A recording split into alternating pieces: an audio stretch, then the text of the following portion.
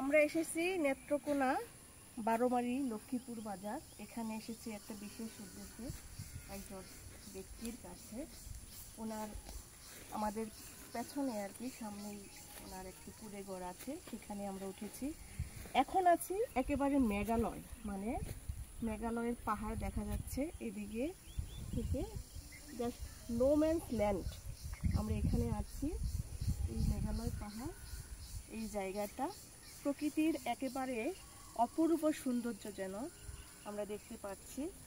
এখন অনেক গরম ঢাকায়, কিন্তু এখানে ফ্যান ছাড়া আমরা আছি।